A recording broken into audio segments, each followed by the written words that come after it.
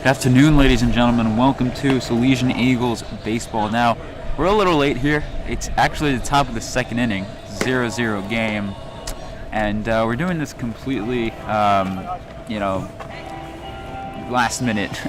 We're scrambling around looking for a hot spot.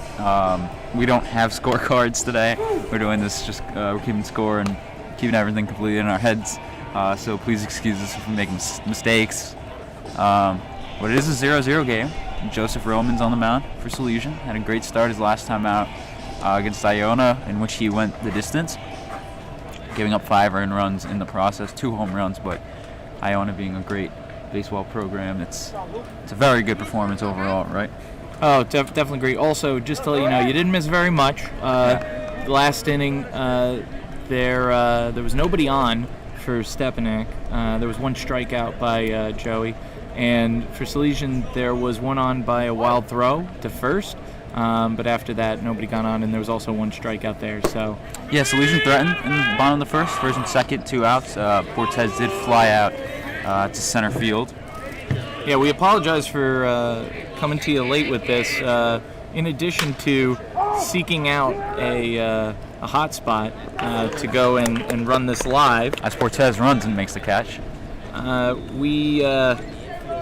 I also had the opportunity to go and film the president and vice president, who are many people who are running for those positions.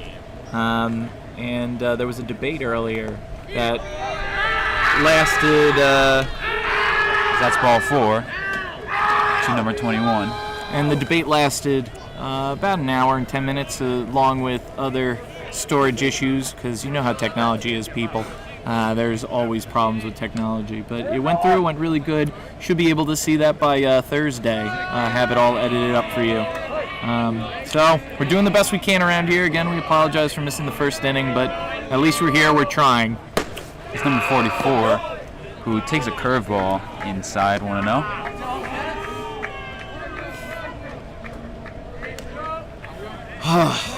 I feel way more I feel like, when you hit traffic in a game when you're trying to get to the game and you miss the first. That one's grounded to short. Ron Hill on second. The throw to first is wide. Nice job by Justin Nardo there trying to get the tag. That would have been the 3rd double play we have seen them throw this season, which for high school baseball is really impressive. It's really hard to, a lot of kids are really fast, hard to catch a double play. Yeah, Ron Hill's played a fantastic shortstop, especially the past couple games. He's made all the routine plays and all the extremely tough plays. That one misses outside on fastball, 1-0. And of course, the wind off the water. It's starting up again. Yeah, the curveball there, beautiful pitch, just missed high, 2-0. It really feels like Shea out here, I'm telling you. Shea Stadium. I never had the opportunity to go there personally.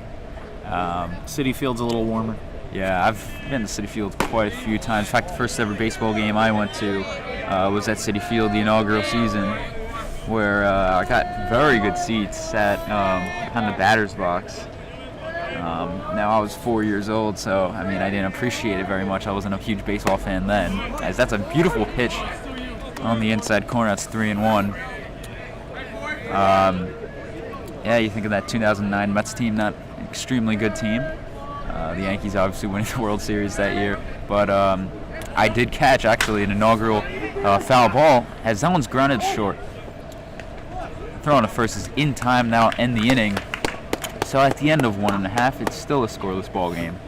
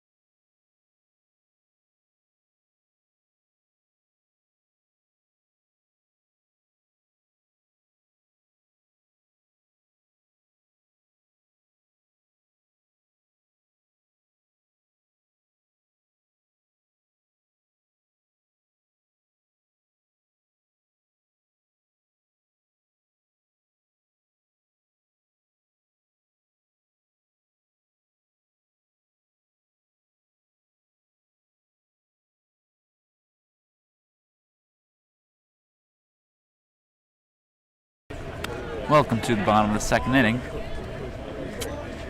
As Delgadillo, the catcher, steps in. Number 24 takes a fastball low. 1-0. Yeah, number 23 on the mound. He's throwing with some heat. Don't have a radar gun, but the sound of the pop in the glove, it's really loud. As you heard it there, swing and a miss. 1-1. What do you think that is, Dwyer? Mr. Dwyer? I don't know. Somewhere in the 80s? Probably in the 80s, yeah. It's got some good zip on it. Yeah. Does an off-speed pitch there, looked like a changeup into foul territory, and the first baseman watched it go over the fence. That's a foul ball, 1-2. Really good slider over that. You can definitely tell the difference right away. Actually, his slider is so slow, I think if it was me going in with tight hands, it'd be easier to hit because you just keep your hand set and then respond. 1-2 is grounded foul, so we'll do it again. It's really hard to get your hands in when you get a guy throwing that fast inside in there. Usually umps in high school are giving more room because of how difficult it is for pitchers to get it clearly off the plate, over the plate like professionals. That one's low, 3-1. Yeah, I mean, we've seen that a lot. Obviously, with a wide strike zone. Oh, we don't need to refer to the. Or I'm sorry, not wide strike zone. Or it's very inconsistent, is what I should say. That one's line to center field. Center fielder's right there to make the catch. One away, and stepping up to the plate is number 3, Joey Roman, the pitcher. Went over to pick up his teammate's bat. Really unfortunate, too, because that was lined really, really well, just right where he was standing. Yeah. Baseball is going to do that to you sometimes. You can do everything perfectly, and results might not go your way. A swing and a miss there on what looked like a off-speed pitch. Oh, no. There was definitely some gun on that. He swung a little early on that, from what I saw.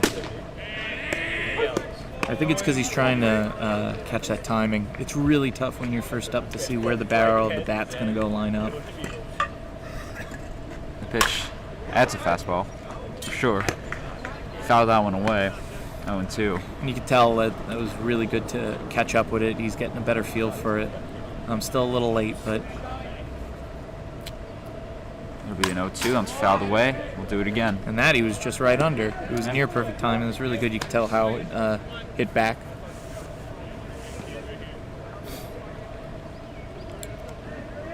Number 23 looks in. Shook off a couple signs. Let's see what he throws here. Another fastball. It's popped up in foul territory. First base side out of play.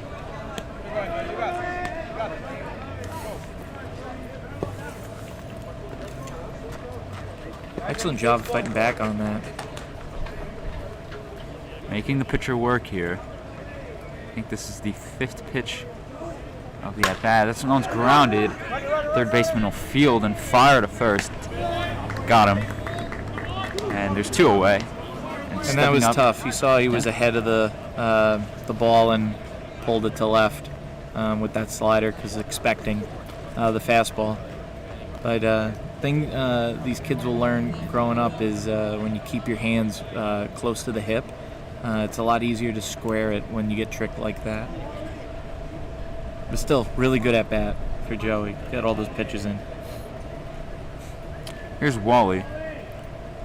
Who fouls that one away.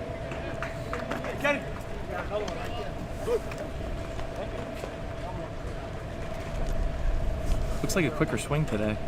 Yeah, I mean, you gave him those words of wisdom. That's a fastball in there for a strike, 0-2. Yeah, after the game yesterday, the other day, we're telling him that if he just, shorten that swing a little bit, you can see he's choking up on the bat just a little bit. He could be very successful. That's outside, 1-2. Great eye there.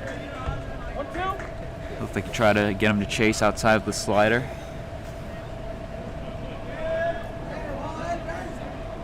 1-2 is hitting the air to right. He got under it. It's going to stay in the infield, rather. And the second baseman puts it away for the 3rd out of the inning. So at the end of 2, Still no score. And just to let people know, today we're not showing any ads, only because we haven't updated them in a little bit. But we'll give you the pitches for today, give you an opportunity to see how these guys are doing when they're warming up.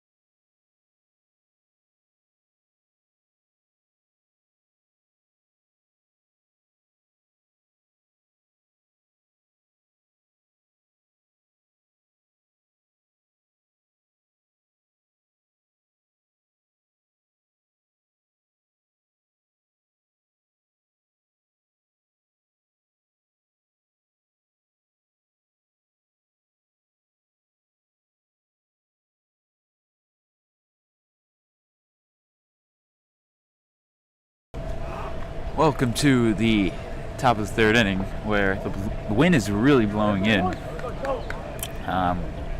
Stepinac is a very good baseball program, along with obviously Salesian High School, but I don't know if home runs will be very likely from either side. As that one's popped up, first pitch of the inning. Who's going to catch it? It will be Nardo, the first baseman, for the first out of the inning. A little bit of a mild swirl today for the wind. It is coming straight in. Not too gusty as it has been in the past, but it will cause a little bit of confusion out there. We haven't seen too much of it because a lot of the balls have been hit pretty hard, but may have some effect on the batters. Number 9 steps in and takes a slider for a strike, 0-1. The 0-1 is just outside. Didn't get the call there. Looked like a very good pitch, at least to me. It might have actually been low. 1-1 is hit. It's off the pitcher, Roman, and nobody's gonna field this one. Yeah, that's just a very unfortunate play. It hit Roman. Let's make sure he's okay. You can see they're gonna go check him. It hit the inside of the. Looks like it hit him in the arm, in the left arm. You don't never like to see anything like that. Down just off his arm.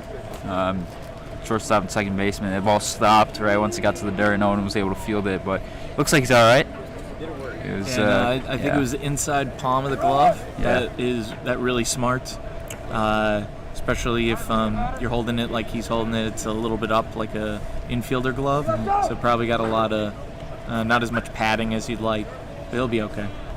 Number 5 is going to step in with the runner on first and 1 out. If he caught that, I was going to call him Greg Maddox. His positioning was perfect for it. First pitch is, he shows bunt, and it is a foul ball. The runner was going. He'll head back to first.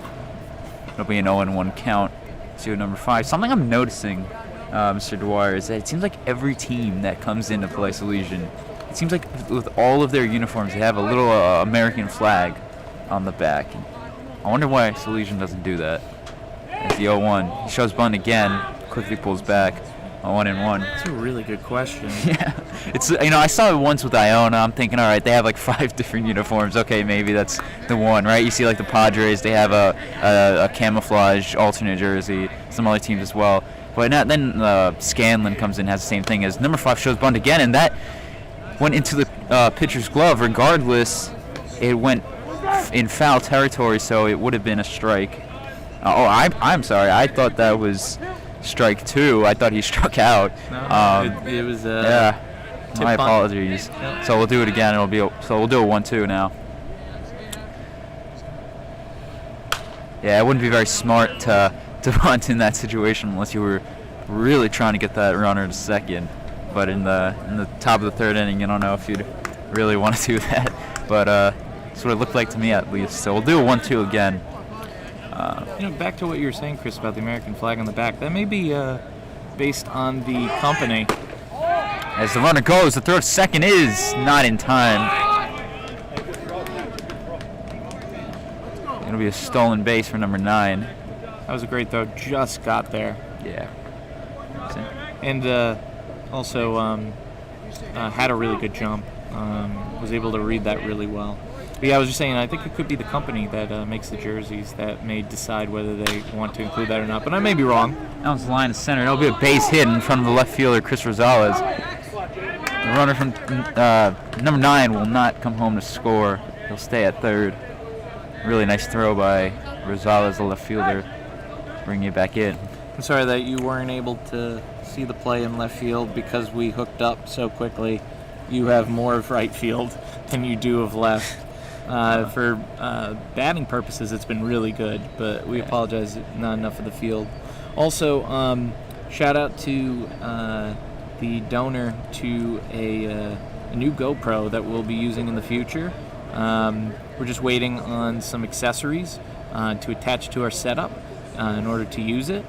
But we're really, really looking forward to it, to enhancing the visual quality of the game, see if it provides us a wide lens to get the whole field and to hook it up. So we'll see what happens. We're very grateful for the donor who gave us that GoPro or allowed us to get it. That's going to make a huge difference in the broadcast that we bring to you. For the rest of this season, there's only one game left of us broadcasting baseball, but it's definitely going to make an impact in the future, at least if we have kids who want to join this program in the future. I am a senior. I'm coming down to my last couple days here at Salesian. It's crazy to think about. As there's a curveball high 2-0 to number 17. Yeah, crazy to think, Chris, that you've been here since the beginnings of this program in your freshman year. Yeah, it's come a long way. It really has. I mean, we went from just recording podcasts. Well, we went from not really doing anything. It's just the truth. So there's that one. He bounces in the dirt. The runner does go, so it's now going to be second and third one out, and the 3-0 count to number 17. But yeah, we went from getting to the podcast by the end of my freshman year, beginning of sophomore year, to it looked like we were gonna have huge plans my sophomore year, but then I think we all know what happened, the COVID-19 pandemic. That really ruined everything.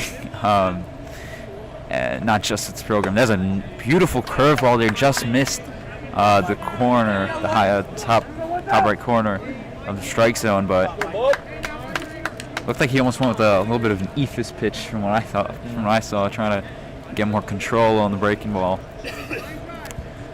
So the bases will be loaded for number 13, left-handed hitter. The first pitch is low, 1-0. Close pitch too, really good pitch.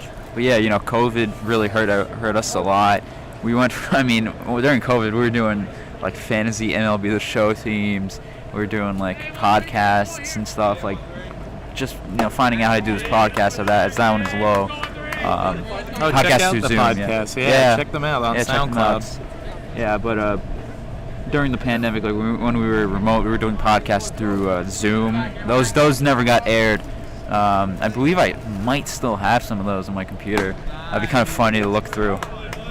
Maybe potentially upload it, because that one is high. It's 3-0 and. Roman's in a real jam here. Bases loaded, 1 out, and a 3-0 count to number 13. The thing is, those were good practices, though, Chris. Yeah, no, they were great, definitely, and it's always good to keep practicing. That one is a strike on the outside corner. Without those during the pandemic, right? We would have gone on like 2 entire years of not recording, as last year, my junior year, was, even though we were still getting guys, as that one is high for ball 4 and a run is walked in, so the bases are still loaded and 1 out, and Stepinac takes a 1-0 lead. Roman was missed with the fastball there. But as I was saying, last year guys were coming in person. I came in the second half of the year, but it was still very tough to have programs like sports broadcasting, as that one is low, as there were no sports, right? Or sports were, the number of fans was limited, and there wasn't really a championship that teams were looking for, so pretty much a shortened season for every sports team here at Salesian and all over the CHS AA division. As that one is grounded, nice play by Nardo. He does drop the ball, however, and the throw to first gets away from the pitcher and the second baseman as another run will score. 2 runs score on that play. It was grounded to first base, just in case you missed that. Grounded to first base. Nardo made a nice pick there. Did drop the ball, threw it to first, and he got away from both the pitcher and the second baseman, who were, it looked like they almost collided, trying to decide who was going to catch it. Nobody did. It got away, and that allowed another run to score. So there'll be runners on the corners here now. Still only 1 out, and a 3-0 lead for Stepinac.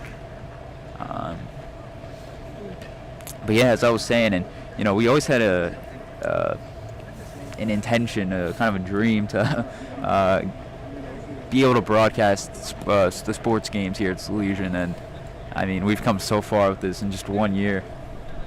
It's crazy. It's crazy to think about just how far, how advanced we would be, or we could be, if we were able to do this my freshman year and my sophomore year. But a lot of things got in the way, and there was nothing that we could have changed or done.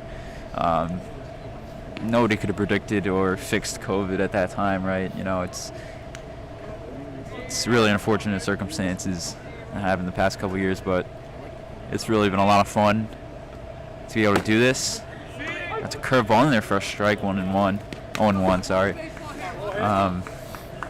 But where are you going to school next year, Chris? I'm actually gonna attend Iona College. I'll be bringing my sports broadcasting to Iona College. I'm going to be studying communications, as that's a fastball misses high, and the runner does go to second, number 22, with the stolen base. I'm going to be going to Iona College. A couple other Salesian students are going to be heading there as well. You'll be in the honors program. Yeah. So that's something I'm definitely looking forward to. As that one is slashed down the right field line, foul. Went over the dugout. I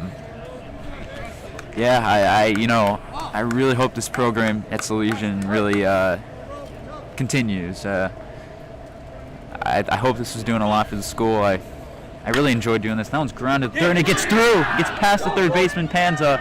He dove trying to make the play. 1 run scores, 13. Rounding third and scoring easily is 22, and it's a 5-0 lead for Stepinac. That was really unfortunate. Sorry that you guys couldn't see it, but it was just over the bag at third. Just over. Very, very close. But it was a good call by the ump. Absolutely. Yeah, that's a very tough play for Panza at third. I mean, he did everything he could. He dove for that ball. It just stayed fair, went down the line. That one misses outside, 1-0. But as I was saying earlier, I really hope that to any of you listening, if you attend Salesian, you're going to be attending Salesian next year. If you're a incoming freshman for Salesian, really, if you like sports, if you're a fan of sports and you like talking about it, right, you should definitely give this program a shot. Gets a curveball in there for a strike, 1-1. I really can't say I saw myself doing this or trying to do this in college when I was a freshman, right? Just kind of something I thought it would be kind of fun to do, but it's something I've thoroughly enjoyed, truthfully enjoyed, and it's something I, did through research and, looking into it, I'm gonna give this a shot in college and see if it works out. But that's the thing. I mean, that's why, as the runner does go, and he'll make it 21 with a stolen base, and Stepinac's dugout is getting very rowdy here. Very energetic dugout from Stepinac. But that's why that's Salesian. I'm really grateful that they stress the importance of getting involved, because it. You never know. I mean, that one's grounded to the catcher. It'll be a foul ball and a full count. you never know what you'll find, right? There have been many students in my grade who've figured out what they want to do in college or with their lives through joining clubs here at Salesian. That one's grounded back here. It'll reach the street. So we'll do another 3-2. Sorry, Chris, if that was grounded, that would have been amazing. I said grounded? You said grounded. Oh, I'm sorry. That was hitting the air back here. Listen, you've taken 2 APs. You deserve to have a little still got another one tomorrow. I got your AP tomorrow, Mr. Dwyer, AP English Literature. That one's grounded first. Nice play by Nardo. He will beat the runner for number 44 to first base for the second out of the inning. Runner from second moves on to third.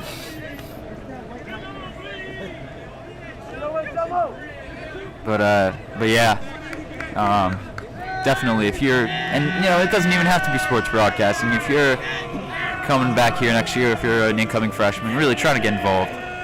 It'll really help you in the long run, ways you might never be able to imagine. I never thought I was going to be doing this or trying to do this in college, right? But it's something I really found happiness in. I love talking sports. You do 3 sports now. You do basketball, volleyball. Yeah. It's definitely that's another thing. With how grateful I am that we were able to do this year. Is helped me a lot in college, right? You could tell. I think you could tell on the volleyball broadcast. I don't really know all the time what I'm talking about because I just don't know how to broadcast volleyball, but I'm giving it a shot. I was on the volleyball team. I know the terminology. I know the words and everything. I know the plays, but in terms of actually broadcasting the games, I don't know exactly, or I'm not entirely skilled at it. So, not saying I'm perfect at baseball or basketball either, but I know more about both sports, especially here. Baseball that's high for ball 4 to number 4. So there'll be runners on the corners again with 2 outs. Number 18 up to the plate. But as I was saying, I know I'm a big baseball fan, so I'm very comfortable doing this. But in terms of commentating volleyball, that's something I'm completely new with. So very grateful that we were able to do that, get some practice in, because you never know for the future. But that's the thing to keep in mind. You never know. What a pitch there by Joe too. Yeah, it was great. Curveball looked like. Curveball. Yeah. Oh, and that hit him. On a fastball inside. He didn't really move very much. Yeah, he did not move at all. Wouldn't say he was trying to get hit, but I guess he just came in and hit him on the shoulder. And we're getting a pitching change here. Coming in a pitch for Salesian is number 2 Jack Phillips. Joey Roman. Yeah, it's unfortunately a rough one for him today. 2 2/3, 5 earned runs. He's going to leave with the bases loaded.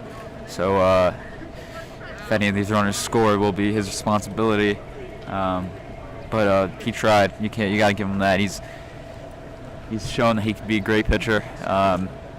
Shows a great curveball, obviously.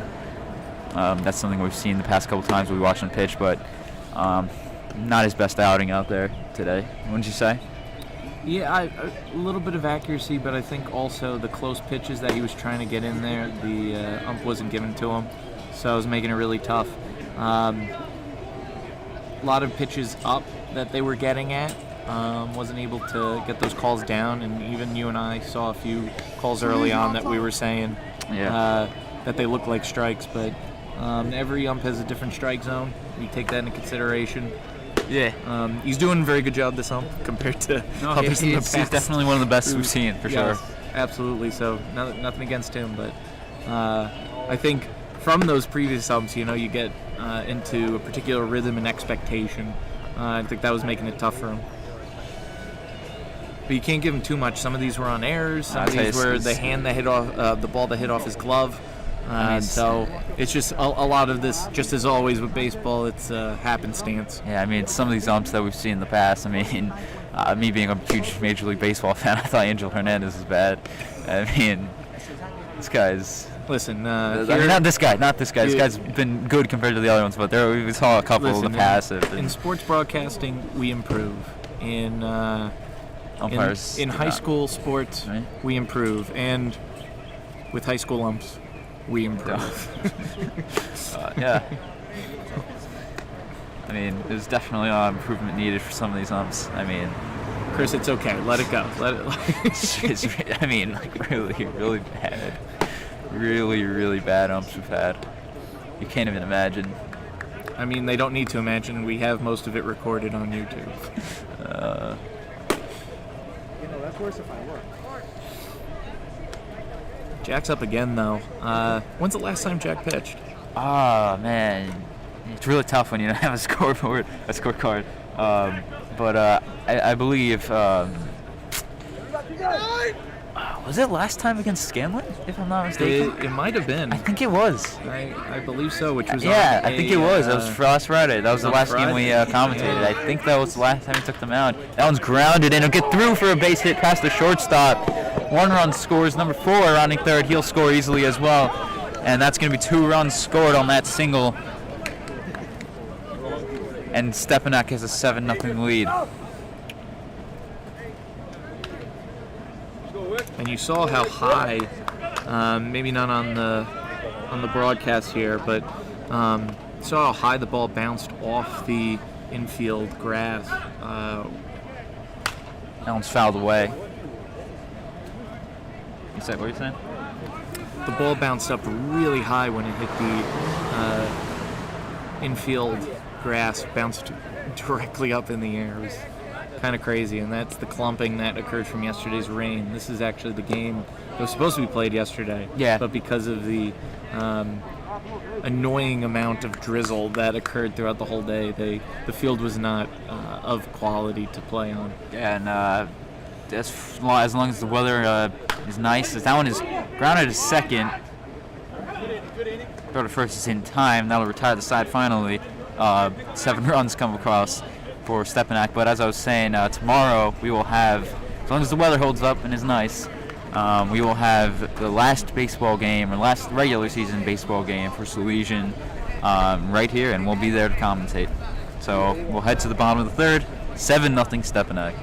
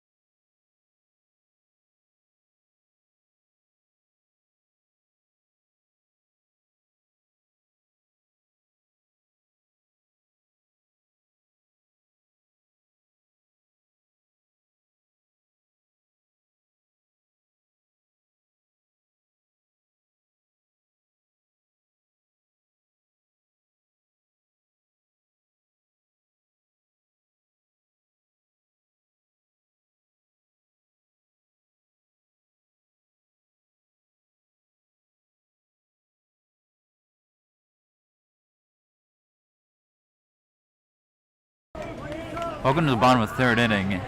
7-0 Stepinac. And here is Justin Nardo up to the plate. And he takes that fastball. It's in there for a strike, 0-1. Me and Mr. Dwyer were talking over the break. This pitcher on the mound, number 23, he deals a fastball in there for a strike, 0-2. Kind of looks like, or not looks like, but the way he pitches reminds me of Trevor Rogers of the Miami Marlins. That's a fastball, just misses outside, 1-2. If you don't know who that is, he's a left-handed pitcher for the Marlins, All-Star 2021. As that one is lined to right field. The right fielder is going to make the catch. or the first out of the inning. But yeah, if you watch him pitch, he looks like a left-handed version of this pitcher, and it's kind of through what he does with his right hand, bringing it back. So it's kind of a similar comparison that I saw. That one is lined, ripped hard to center field, right center. The right fielder shifts over to make the catch. Really unfortunate. It's like 4 really, really good swings, hitting the ball really hard, center of the bat. It's just a bit too far. Home run right here, Joey. Yeah. Like that hit by Justin was off the edge of the bat, perfect placement, and just enough power to where the guy got it in right. And then that one, It was a strike to Chris hit Panther. it so good. Yeah. Just right to him. He had a lot of speed, don't get me wrong, in center, but it just hung up too much. That ball's outside 1-1. Yeah, I mean, like I think I said this earlier, you know, baseball is going to do that to you. You hit the ball perfectly, do everything you need to do. Swing and a miss there for Panza, 1-2. Got a piece of that one, went into the catcher's glove, however, so it's a strike regardless. And the 1-2 is just outside 2-2. As I was saying, in baseball you can do everything perfectly, and it's you're not always expected to get the results. It's a very unrewarding sport. Swing and a miss there, and that's going to end the inning. So 7-0 Stepinac after 3 innings. We'll head to the top of the 4th.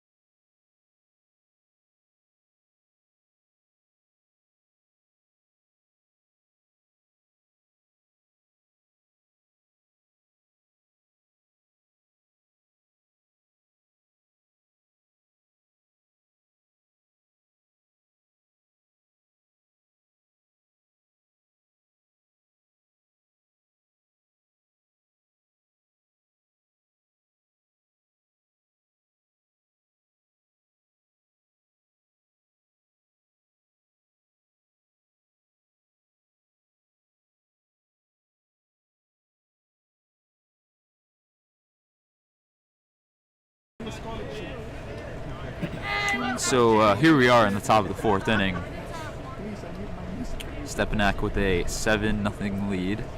Phillips still in there for Salesian, and number 17 steps in. The pitch is hitting the air to left center. Cortez coming in, and it drops in for a base hit. Runner going to second, and he is out by a mile. Yeah, that was, you gotta appreciate the hustle. He was very aggressive on the base paths, but he was out by a lot. He was tagged out. In fact, that's how he tried to go back to first. That's how much he was out by. It's really good that the ball bounced up, because I've played in the past in high school ball where the ball has dug into the ground after a rain, where you get a mud ball and it's impossible to get out. He would have been safe for sure with that. Yeah, and we've seen a couple times where Salesian, I don't think it's just Salesian, that one's grounded at first. It'll stay fair. Nardo Fields steps on the bag for the second out of the inning. We've seen a couple times where the fielders try to pick up the ball and miss it, allowing the runners to move up an extra base. But ball went Salesian's way there, and they got the out there, and they just got another out here. So 2 outs, and here is number 22.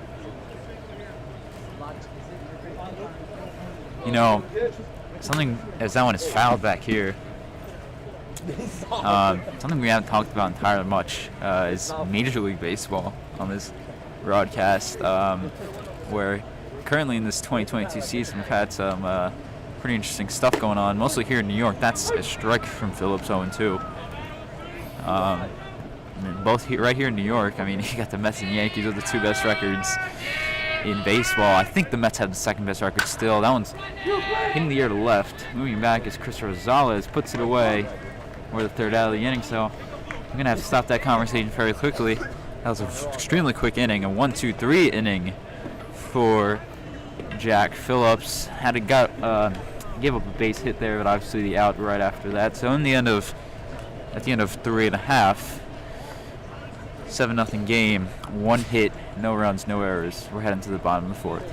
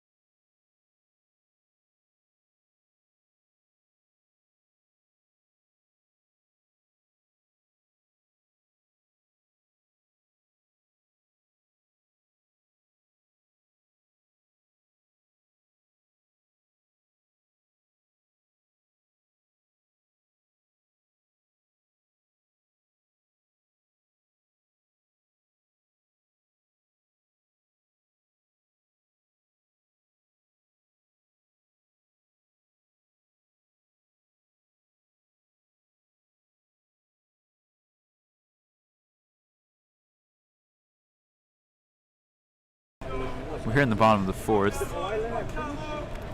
Here's Ronhell. Shortstop. Fouls that one back. It's really cool to see live baseball again. I did have the opportunity to go see 2 Yankee games last year. That was a lot of fun. I usually go 1 a year, maybe for my birthday, maybe occasionally 2. Mr. Dwyer, you going to any baseball games last year? No, I don't have a life. I'm basically married to this school. Is it a happy marriage? Is it a happy marriage? How did Lucy and Ricky turn out? I think I'll be Lucy. Now, unlike most Salesian kids who are listening to this, I actually do get the reference. I know it's from I Love Lucy. I don't know, I never watched the show, but I'm assuming it's not very good, but I at the very least understand that reference to an extent. I appreciate it. You being in my comedy class, if you didn't, I would be in Did we pain. watch that in comedy? I don't think we did. We watched a short clip on Ricky trying to understand English. And I remember that. I do remember that. That's strike 3 call on the outside corner. Close call. Can't let that one go. That was tough. Here's number 1 for Salesian second baseman. I really wish I got to go to a game though. Oh, I've been to a lot of stadiums though. A good amount. I've been to Old Yankee Stadium. Ramirez swings and misses. I've been to Shea Stadium. I've been to the new Yankee Stadium. I've been to Citi Field. I've been to Miller Park. Actually, Mr. Dwyer, it's called American Family Field. Is it? Oh, they changed it. I'm sorry. No, well, I'm playing. When it was Miller. I still call it Miller Park. Okay. No, it's called American Family Field now, but I still call it Miller Park. That's strike 3 on the outside corner. Very close call, yeah. No, it's called American Family Field now. I don't get the change of the name. I still call it Miller Park. Honestly, that name had a nice ring to it. Yeah. Never had the opportunity to go pretty much anywhere outside of New York in terms of baseball stadiums. That's something I want to do. Me being a humongous baseball fan, I want to try to visit every single stadium. I guess the next most likely is here's Portez. He fouls that one in the air back here. It will reach the street. Behind us. But I guess the most likely for me the stadium that I'm most likely to go to next is either Philly or Boston. Now, I am a huge Yankee fan. I do not like the Boston Red Sox at all, but it's a historic ballpark, Fenway Park. It's someplace that I think every baseball fan needs to go. I've never been there. I don't know why I'm recommending it, but it looks like it's a historic place. That one's line of second base. Nice grab there by the second baseman. We'll continue this conversation in the bottom half, the top of the next inning, the fifth inning, 7-0 Stepinac. But yeah, we'll see you in the top of the fifth.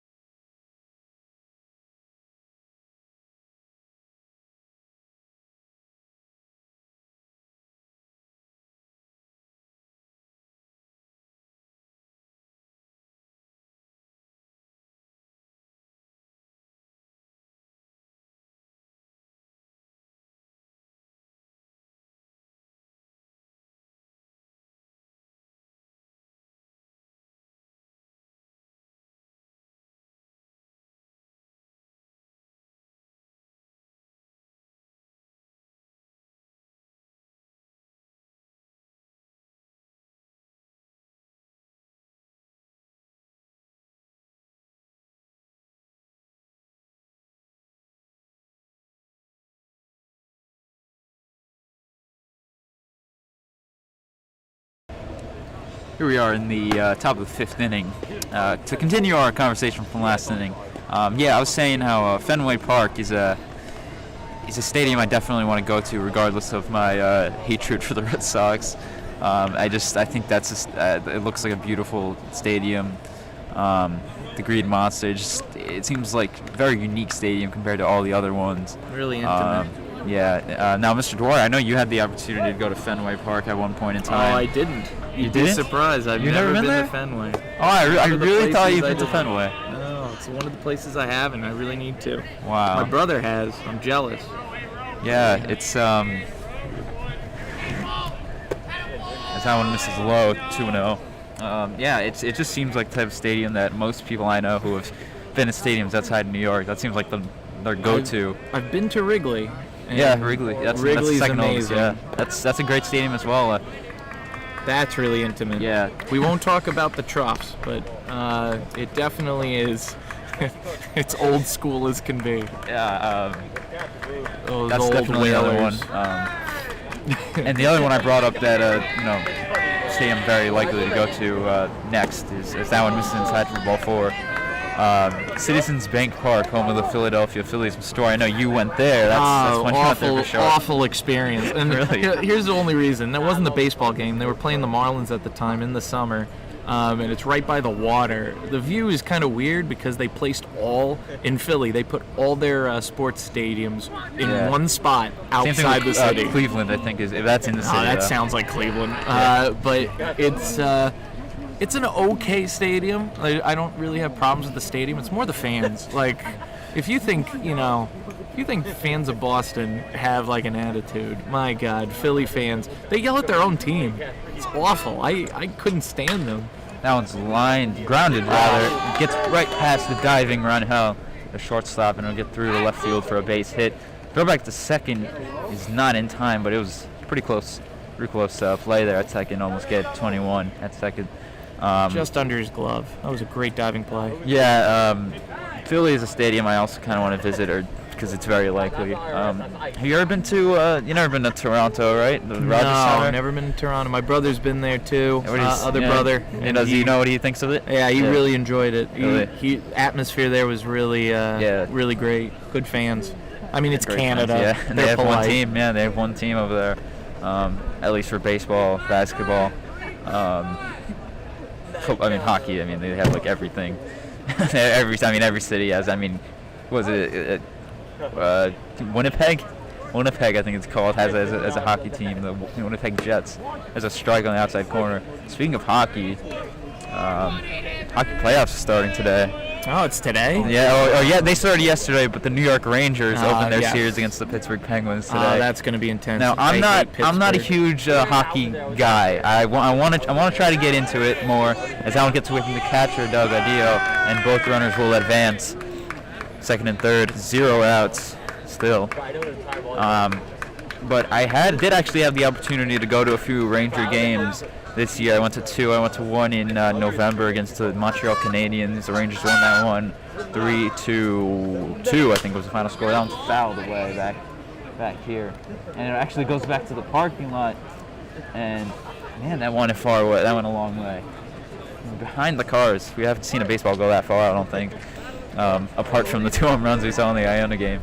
But, as I was saying, I think the Rangers won that game like 3-2, I think it was. That one also gets away from the catcher. The runners will not advance, though. Delgadillo moved very quickly to get that ball. I would just want to add there how a couple of these pitches you see going low, it is tough to keep your hand warm in this weather. Oh, yeah. It's probably holding on a bit too long. Now it's behind the center field, and it will dunk in for a base hit. Runner from third is just now coming home. He will score, and it's 8-0 Stepinac. But yeah, again back to the hockey. I also went to see them play the Penguins just a few weeks ago. I think it was the day before opening day. I think that was April 6th. I think it was. They played the Penguins. They won that game as well. That was a very intense game. It being very close to the end of the season, and now. Here they are playing the Penguins in the playoffs. Now it's hitting the air to left center. Coming in is Portez. He says he's got it, and he makes the catch. Excellent job calling off the shortstop. It was a great call. It was a great call. We were able to hear him all the way from here. Yeah, hockey's a great sport to watch during the playoffs, especially. Really intense. Yeah, so baseball's the same way. Oh yeah, every sport really, but baseball and football. Baseball and football as well. Obviously, that one's hitting the ground. It was a bunt foul, but I think really what you see in baseball and hockey is that it's extremely hard to play away from home. Like home field advantage, home court, home field advantage is extremely important in baseball and in hockey. Wouldn't you say? No, absolutely. You need really you see a lot of times in basketball and football teams winning away from home. Yeah, unless you're a Met. Mets never do well at home, but I don't know why. It must be the stadium. Yeah.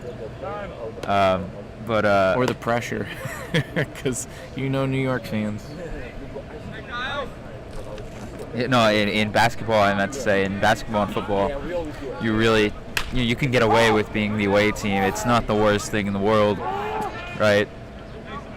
But it's still extremely important to play away from home. Don't get me wrong, and do not get me wrong. It's very important to play at home, but it's like in baseball and hockey, if you're the away team, it's really tough, especially baseball, right? When you strike out. We got one strikeout as that one's hitting the air to left field. The left fielder. No, sorry, the shortstop, Ronhell, makes the call in the catch. And that's the second out of the inning. And that's the third out of the inning, sorry. So we'll continue this conversation that's been going on for about an inning now, sorry. We have to go and talk about what just happened. So, ball was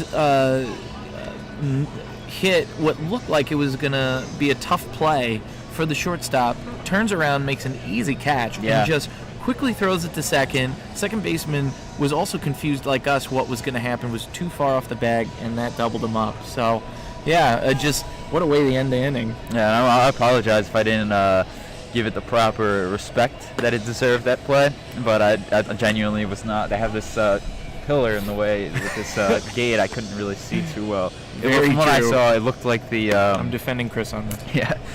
Just so you know, I'm not, just so you know, I'm not lying. It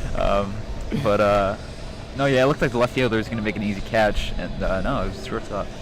So we'll head to the bottom of the fifth inning. Pitching change for Stepinac, number 16, coming in a pitch, lefty.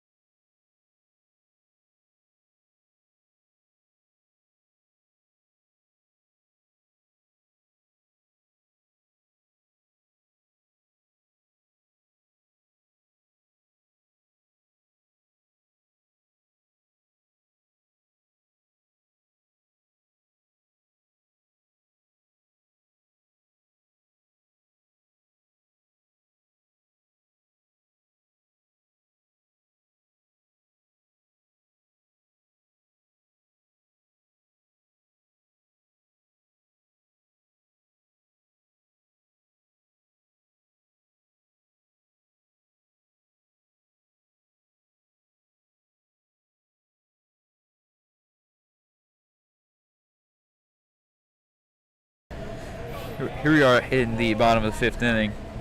Delgadillo, the catcher, up to the plate. He'll take a strike from number 16, new pitcher for Stepinac, a lefty. As I was saying earlier, baseball is probably the sport where home field advantage matters the most, in my opinion. I mean, you have 1 strike counts where the fans are going nuts, right? Like, let's say Houston, right? Justin Verlander, 1 strike count. I mean, 0-1 count to somebody. The crowd goes crazy for that. I mean, and then you can only imagine what strikeouts, home runs are like. I mean, it's so hard to play baseball away from home in the playoffs. And the psychology of that is really interesting to look into. As a pitcher, too? Well, that's what Max Scherzer as an away about. Pitcher, he says when he's an away pitcher, he imagines that they're cheering him on, which is kind of hilarious. I mean, that's kind of odd, though, because you'd think, like, you're getting cheered to, walk people, right? Like, that's kind of odd. I mean, as that one's grounded up the middle, it'll get through for a base hit for Delgadillo. But, I mean, that's kind of odd to think about, right? You don't usually get booed or, you don't usually get booed walking in or walking up to the mound. You don't usually get cheered for walking batters as the away pitcher. So that is kind of odd it shows his character of being able to put, the crowd away. And also to be like angry at everyone. Yeah, he got angry at the St. Louis Cardinals the other day. For getting mad that a pitch was thrown at them because the Mets have had all those hit by pitches this year. We talked about that on the our last volleyball broadcast, as I want Mrs. High 1-0 to Jack Phillips, who's up to the plate. But it's of course in other sports it's extremely important to have home field advantage, home court advantage, but I think baseball is the sport where it matters most. I think so. I think there's an entire psychology involved in playing away from home. Like as you mentioned, So there's a meeting right now. I don't know if it's about the pitcher's health. Is it about his? I didn't see anything personally, but it looked like maybe on that last pitch, maybe he had some discomfort in his arm. Yeah, a little bit of. It looks like by the elbow. Inside though, hyperextension possibly, throwing a bit too hard. Phillips shows bunt there. It is a foul ball, says the umpire. And almost came back too. Yeah, it looked like it was going to. Umpire did call it a foul ball before it did.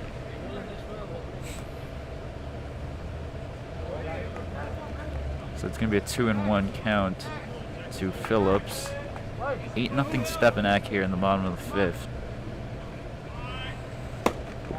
Getting back to, major league stadiums and going places, as I said, the only stadiums I've ever been to are Yankee Stadium and Citi Field. I really like both. I really do. That's a bunt fair. The catcher will throw to first base, and the first baseman drops it. Bounces out of his glove, and the runner from second, Delgadillo, will go to third, and he's out at third. Now that's not Delgadillo, that's Kenneth Paredes, who came in a pinch hit for the catcher Delgadillo. But the runner from first will be safe. Jack Phillips was not called out on that.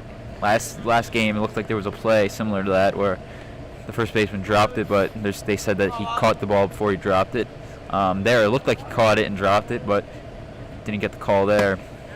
Didn't get the call his way there. It wasn't an out. It was a heck of a throw by the first baseman to get him out. It was literally right there. Anywhere else, he would have been safe. The throw to third there to get the runner out. That's huge. Well, he swings and misses there. I really like both Yankee Stadium and Citi Field. Which one would you say you like more, Mr. Dwyer? I'm more of a Citi Field guy. Oh, as great. Wally gets a hit through the shift there towards the right side. So he'll reach, and throw back in was wild. No, it's okay. But, ball didn't go too far past third, thank goodness. I was watching the runner. It looked like he was considering running the third. No, you got that pole in your way, I know. You couldn't tell. I was there on top of it. But what were you saying? You were saying? I'm a City Field guy myself. I like the older style. Yeah. I like the brickwork style. The inside around you get a good view in most areas where you sit. That's not my favorite place to go though. What did My you say favorite place. Busch Stadium? Busch Stadium. Yeah. Busch Stadium is anywhere you sit. Home of the St. Louis Phenomenal view. Cardinals. And the only reason that I had the opportunity to go to that ballpark regularly as well growing up during the times of early years of Albert Pujols is because I went to school at St. Louis University. Nardo grounds that one to first. They had him shifted, or the infield was in rather. The throw to first base is in time to the second baseman who was covering at first. And that's going to be the second out of the inning. Second and third, 2 outs for Chris Rosales, leadoff hitter for Salesian. It was just off the end of the bat too, nubbed over. You were saying? If only that ball held just a little slower. You were saying had about Busch Stadium? Oh, I was just saying that as I've sat in every single seat you can ever imagine. Oh, in that because stadium. you attended St. Louis University, right? Yeah, and the seats back in the day were super cheap. You could go on a Tuesday night to a game for $8 in the outfield. It was phenomenal. Was Pujols still on the team? And then? he was. I watched him hit a 3-homer game, almost 4, when he played against the Pirates and went to the warning track. I saw a lot of games where they came back because of him. You know, Phenomenal that would player. really, as Chris fouls that one. Catcher didn't know it was a foul ball. Almost threw it to first. That would be it would be so crazy if I could go to Busch Stadium this summer. I doubt that's possible, going to St. Louis, Missouri. But man, seeing because Pujols is going to retire after this year, I would imagine as Chris fouls that one away. I mean, I would think I'm currently forgetting if they said they were retiring or not. Yachty or Molina and Adam Wainwright. Oh, they would. They'd have to. I think if they're retiring this year, I know if one of them retires, the other is probably going to. But that pitch is low and gets back to the backstop. The runner from third is going to score. That's Jack Phillips. So Salesian puts one on the board. You're down 8-1. Great job with Phillips keeping an eye out for the pass ball and really hustling. Yeah, man. I would think if one of them is going to retire, either Waino or Yachty, I think the other would. But man, it'd be really cool to head over there. And Pujols, obviously, like I said, retiring and getting to see Nolan Arenado. I've seen Adam Wainwright pitch when he was younger, and the difference in speed between his curveball and fastball at its best, that's a foul ball left side, were so significant. It was like Zach Greinke's eephus. It was insane how knee bending, I should say, that would cause the batters. It was really great to watch. It's insane. That one's popped up to the second baseman. He'll make the catch. But Salesian put one on the board. They're down 8-1, heading to the top of the 6th inning.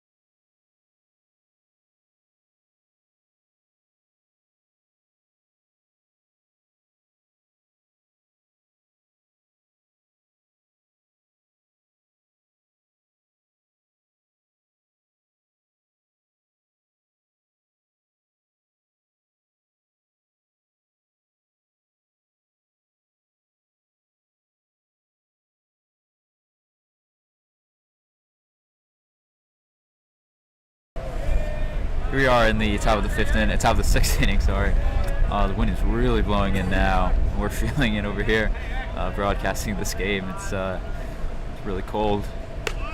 Number 5 shows bunt. He gets it across, and Delgadillo, the catcher, slips. No throw was made due to that, and number 5 reaches base. Really, really, really tough play by the catcher and the pitcher. Pitcher had no way he could go pick that up cleanly. You kind of had the catcher having to slide there, but sadly got the cleat just a little bit off and slipped back. But with the speed too, it was going to be tough to get him out at first.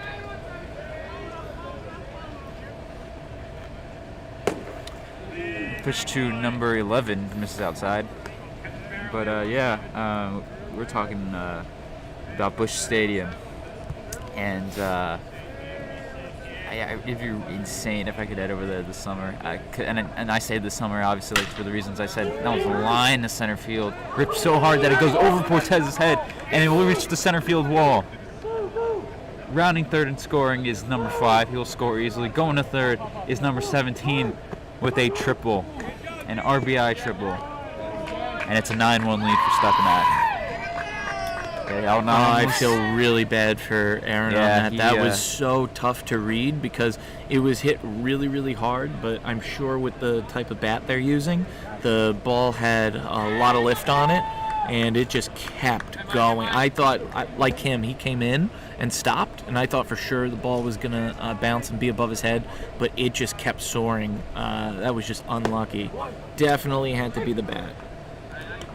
Yeah, that was a great hit right there. And I mean, Salesian have had some great hit balls this game, as we've mentioned before, but it feels like they're all going right at people, and that's just a game of baseball. Can't really be upset too with Jack pitching there. It was up, and he just got his hands around it. And like I said, that's such a hard hit to read with the type of bat they're using. I mean, and you know, people always talk about, the equipment you use in baseball is really important. As a kid, I never thought so, but the difference between a tailored bat made specifically for your swing is enormous. It's very much like golf, where if you get your own personal clubs, it is. It's really going to help improve your game, and it's the same thing here. But you could tell that the balance on that bat, the denseness too, really caused that response. Also, runner from third didn't go home on that hit. That small dribble. Yeah, and I think you see that all throughout the game with equipment. I mean, some protective equipment that you see, obviously, arm protective arm. Blanking out what the name is. The things that protect your arm, your elbow. Oh, the guards. The leg guards, arm guards, shin guards. Just completely blanked out on that. Helmet guards, right? You see a lot of guys. It's true. I mean, it's true. I mean, chin guards. Yeah. Chin guards. Yeah, the chin strip that they attach to the helmet. That's extremely important. I've seen a lot of guys get hit in the head, and luckily not have to great slider. Go to the injured list. That's a great pitch there, as you said. Luckily not have to go on the injured list or receive any surgery. I actually have a family story involving that. My younger brother, who was really top baseball athlete, had someone try to throw a fastball in on him when he was about 12, and the ball ended up hitting him in the chin, and they didn't have those types of helmets. It didn't hit him square, thank God. I think it would have been a lot worse, but it did hit the side of the helmet by his chin. And this ball is up and left. This actually has a playable spot, came back in, and Joe made the catch. Panza, really good. Sorry for you unable to see that, but great play by Joe, because it was spinning left out of play, came back into play, and Joe made the catch. Ended up hitting my brother in the jaw near the helmet, and actually stunted his growth. So his left chin did not grow at the same rate as his right chin. It's really fascinating. Wow. He's not like malformed or anything, but it did have an effect. I mean, he's fine and healthy, but Yeah, that's crazy. these I are did not things know that can happen when Yeah. you So- don't have the right gear to protect. Absolutely. And yeah, that's just a fantastic example of how important this equipment is. Yeah, and it's everything. I mean, even stuff that isn't protective necessarily, right? Like you know, it's very obvious, but gloves. I mean, stuff you don't take that for granted. Like having a good glove that helps you. It's easier to break in. Actually, great thing that you brought that up. Are you a bigger fan of? Great pitch there by Jack. Are you a fan of more of the smaller glove for infielders, or more of the bigger web pocket? What's your opinion on that? I don't. Do you think it's I based don't- on style? I don't know entirely. I mean, that's a good question. I think you'd have to ask one of these guys on the field that. But I have a couple gloves. I don't really play much baseball in general. I'm a huge fan of it. But I have a couple gloves. I have a Louisville Slugger glove. I think it's an infielder glove. It's small. And that's the thing, I used to always think company mattered, right? Price and all that. 'Cause that one's a strike 3 called on the outside corner. Now in the Excellent inning. cutter. So we'll continue this conversation in the bottom of the 6th inning. Stay tuned. 9-1 Stepinac.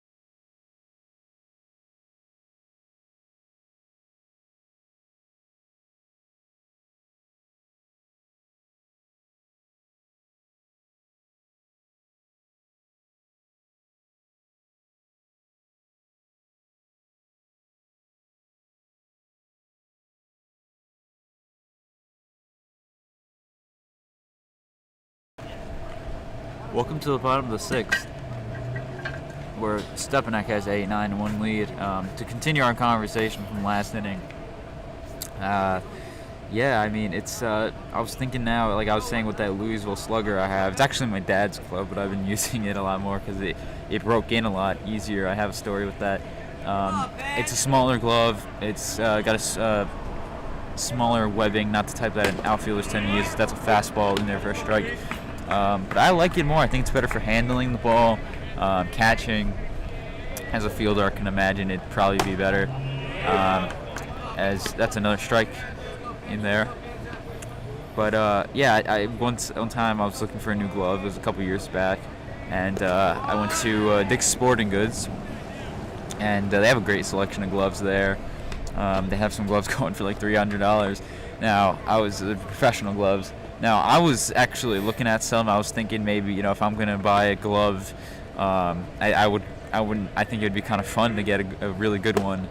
But I just realized that was a stupid thing to even think about doing. I quickly realized that getting a glove. I mean, I didn't end up buying one of the expensive ones, but it was something I was looking at for sure. One that was a Wilson glove. I ended up buying this Rawlings glove, an outfielder glove, and my dad got himself a new glove, a Louisville Slugger, a black Louisville Slugger glove, more of like an outfielder's glove. Panther hits this one on the ground, second base, second baseman.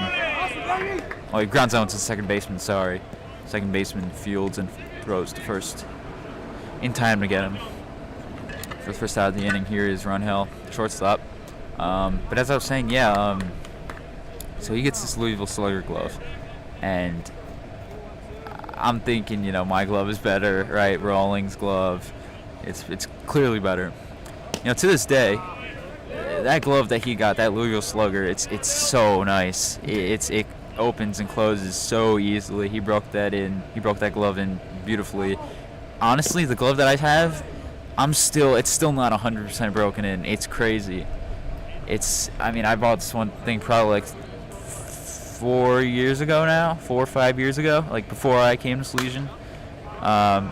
It's still like it's good now. It's good, but it's like that other glove, that Louisville Slugger glove. It feels amazing, and I definitely, if I was playing baseball on this team, I'd probably use that as an infielder. Now it's outside, 2-2. But yeah. Yeah, a lot of people play with different webbings, some shorter, some with more length to hold, as that one's hit to the shortstop. Right off the end of the bat, unfortunately. I really liked a big web. I was more of an outfielder, third base, first base, so it kind of was a good, what do they call those players who play multiple positions? Utility man? Yeah, I was a utility guy when it came to high school. And that glove was amazing. It was actually a Louisville Slugger, Jeff Bagwell style, which I thought was kind of cool when I got it. As that one's hit the left, and left fielder comes in, slides, and makes the catch. Got his knee stuck into the ground as he came up, and that shows how really water drawn this turf is. This grass. Not turf right now. Okay, well, that leads us to the top of the 7th, and let's see if Salesian can hold them, and maybe they'll pull off a miracle in this bottom to try to come back. Really unfortunate, because really good hits by Salesian, just in the wrong spots, and I feel like that's a theme for this game, as we got a new pitcher warming up. So.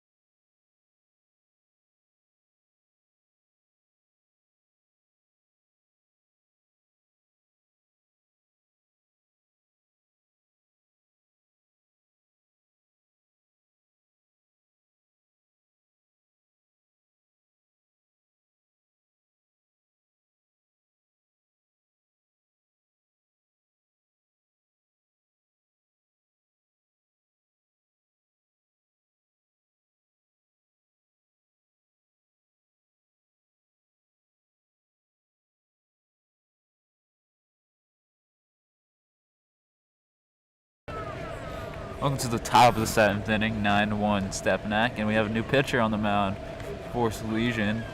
It's Greg McNeone, senior, lefty, number 7. He'll be facing number 1. Pinch hitter. We've just Oh heard. yeah, pinch hitter. What do you know about Greg's stuff? That was a good breaking ball as he threw it there. It looked like, or I don't know if that was a changeup or a curveball. Regardless, it was a breaking ball. I can see there is action, by the way, in a Stepinac's bullpen. But yeah, I think I brought this up the last time he pitched. I think that was against Cardinal Hayes, where he kind of has like an Andy Pettit-ish like windup, or like pitching from the stretch. Andy Pettit. I don't know. Maybe the way he has the glove, he got him to swing and miss there. That was a beautiful pitch. You're right. I really like his lean back, kind of Sandy Koufax, Tom Seaver-esque, and then like Andy Pettit comes down, really leans in.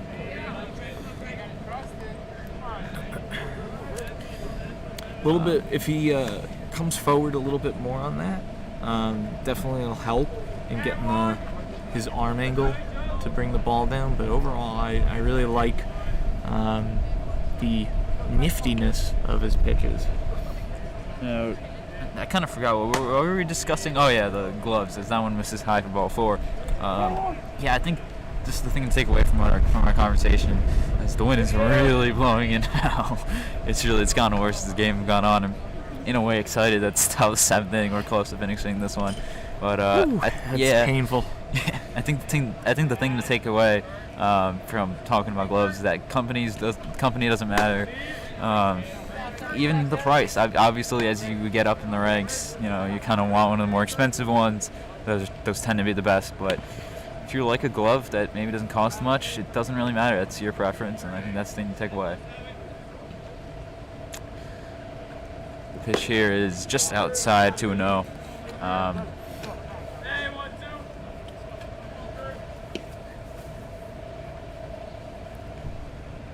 But, it's funny how we went nearly a whole inning talking about that too. Yeah, we went an inning talking about that. We went like 2 innings talking about Major League Baseball ballparks.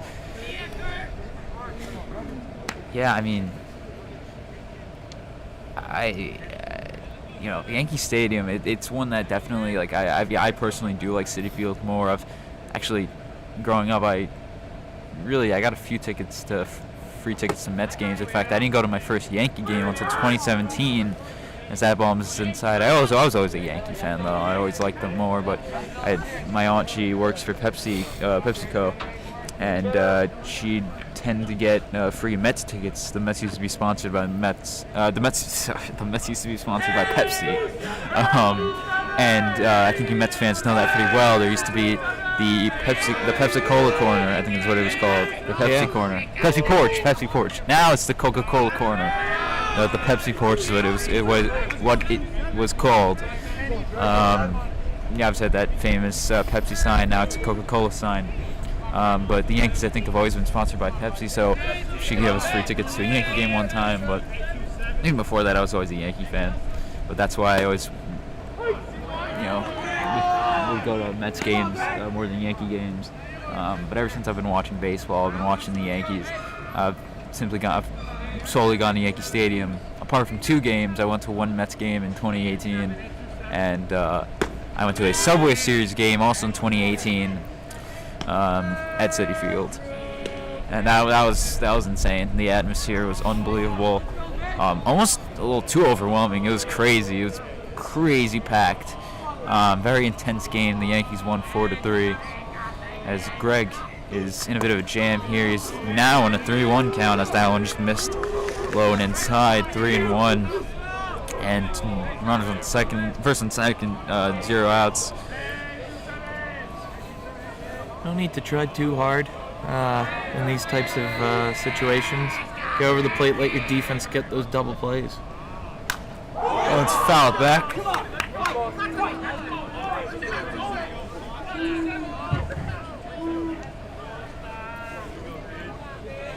Really getting cold here.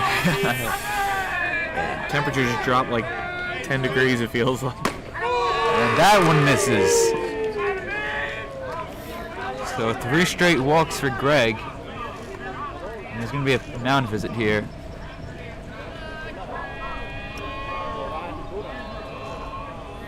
Bases loaded, nobody out. 9-1 Stepinac lead.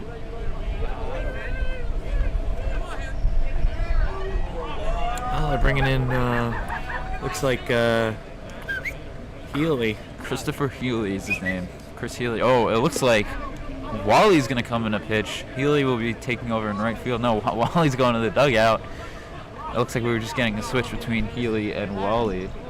Or were we? No, it looks like Wally is coming in a pitch. He was just giving his sunglasses to someone in the dugout.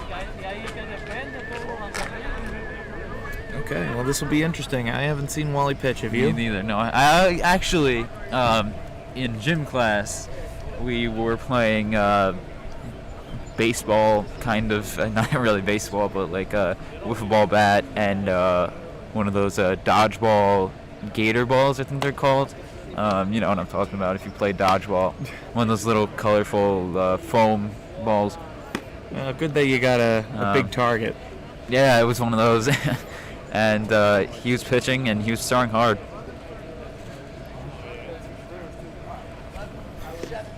That's pretty funny.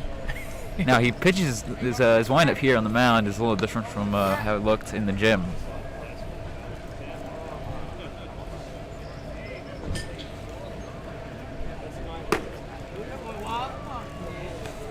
But one thing I do like about Yankee Stadium, though, I get this could happen for Citi Field as well, but like not really for me where I live. But I've taken the train to Yankee Stadium, and it's just nice. I don't know what it is, taking the train and go to a Yankee game. Like just I don't know how to explain it. It's just kind of cool. You get like the train going to Yankee Stadium. You can see through the stadium for a little bit. I don't know why. You ever take the train to a baseball game, Mr. Dwyer? Wow, that was a great pitch over there. Sorry, I was really focused on how much movement that had. That was really nice. Looked like almost like a sinker. Yeah, it was really nice. No, I haven't taken the train to a baseball game before. Maybe once. I can't remember. Yeah, I don't know what it is. I don't know what it is. I did all the time when I was in St. Louis, but that's a different type. That's a metro. Yeah. That's not a subway. I'm talking about the subway. Yeah, I don't know what it is. It's just taking the train, getting to see like kind of through the Bronx while you're headed to Yankee Stadium. I don't know, hearing the I don't know the exact name of it. What do you call that? Please excuse the closing doors here. What do you? Does that even? Yeah. What do you call it? The PA now? The PA, yeah. Yeah. Is that what it is? I guess so. I don't know. The announcer will say when they say next stop 168th Street, 160. I forgot the street name. Yankee Stadium. But you get what I'm saying. I don't know what it is. The whole experience. It's a real New York feel. And I know it sounds extremely stupid to all you listening at home, but I doubt you've experienced it if you think it's stupid. Because if you take the train, I think you know what I'm talking about. Which is a nice journey. Well, we have a journey here with bases loaded, all put on by walks from Greg. Speaking of Journey, Mr. Dwyer, I just found out Mr. Dwyer is not a huge fan of Journey the band. You can't say that. It's just I don't know all the name of the members. Yeah, Mr. Dwyer's a huge classic rock fan. I'm a student of classic rock, I guess you could say. I don't listen to it religiously, but I know quite a bit. I'd say that's a fastball on the outside corner, 2-1. But Journey, I also don't know the name of the members, but I also only know one song. And I think you all know what that is. I don't even think I need to say the name of the song. This is a broadcast, not a karaoke, Chris. Let's save us. Don't stop believing. Feels pretty fitting for a 7th inning, 9-1. Yeah. Oh yeah. Oh, what a pitch there. That was Beautiful excellent. Beautiful placement on that fastball. Really like the way he points his toe before coming in. Reminds me of Armando Benitez, old Met closer. A lot of speed on him. Played for a lot of different teams. Actually started with Baltimore. Did he play at one point for the Yankees, I think, as well? He may have. I think he did. That I don't remember because after he left from the Mets, I can't remember where he went. There's a pitcher, I think, on the Rays that he kind of his windup reminds me of. Rich Hill. No, okay, he's on the Red Sox. Boston now, Yeah. I think his name is Yanni Chirinos. Oh yeah. Yeah. I could see that. He's a sinker baller. That guy. Chirinos. I mean, most pitchers now from the Dominican Republic are sinker ball pitchers. Seems like a lot of pitchers now. It seems like something I'm noticing. I don't think it's getting talked about a lot. I feel like we've always talked about how baseball in the '90s and early 2000s was this really east to west with pitchers, sinker ballers, right, cutter, sinker, and then it really transformed into 100-mile-an-hour four-seam fastballs, power pitching, right? As that one's hitting the air to right field. Second baseman's gonna make the catch. Now I keep thinking those are going to right field. That was a very weakly hit ball. Went right to the second base. Right off the end of the bat. Yeah, but as I'm blanking out. Yeah. It seems like baseball is really kind of going back to the east-west, the sinker ballers again. I don't know if you noticed. The Giants are going back to that. Now the Rays are kind of the opposite. They've developed their pitching farm. Developed a lot of fireballers, guys who can throw 100, have a disgusting breaking ball. But you're seeing like the Giants right now. You're just kind of seeing like now the Yankees, right, with a lot of guys that can throw hard sinkers. Clay Holmes, Jonathan Loizaga, Michael King. We don't want to get you and your Yankees, Chris. Oh yeah. The 1-0 is swung on and missed. Nice breaking ball there. But even like guys with cutters, like Nestor Cortez, Garrett Cole's thrown a cutter more recently. I think baseball is going back to that. Swing and a miss, 1 and 2.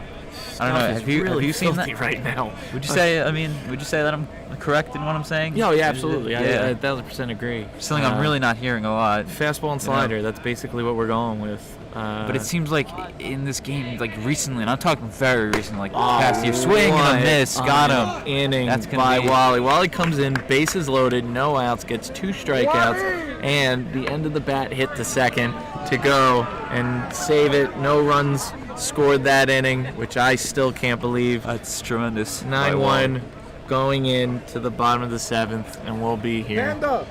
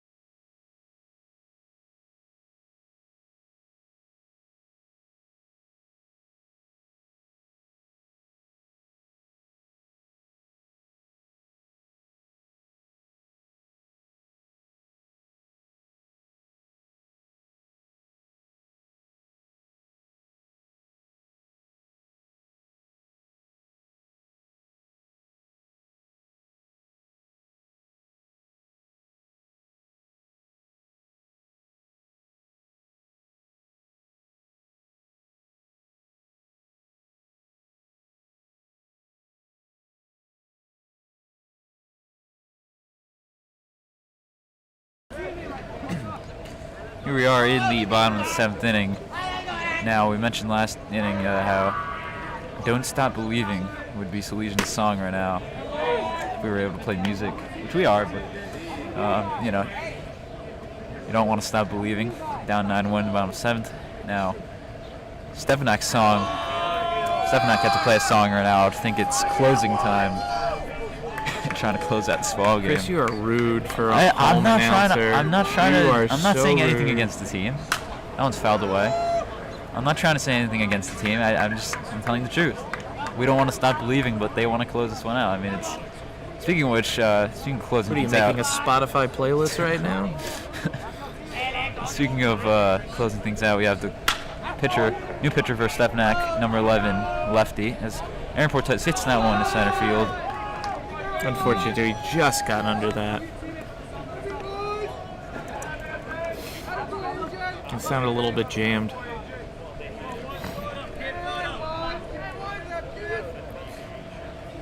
Delgadillo, number 24, step up to the plate. Tomorrow is a big day. Hopefully this cold weather and rain goes away. Swing and a miss. Because tomorrow is, I believe, senior evening.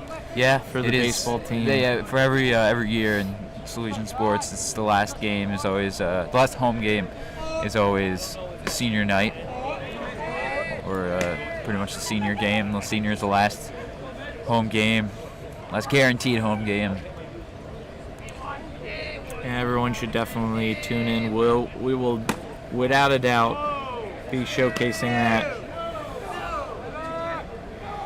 And if there's any technological issues, I'll tell you ahead of time. I'm sorry, but we're going to do our best. Now, as Delgadillo takes a fastball in there for a strike, 2-2. We do have to say Thursday there's a volleyball game, but I do not think we will not be able to be there to commentate it.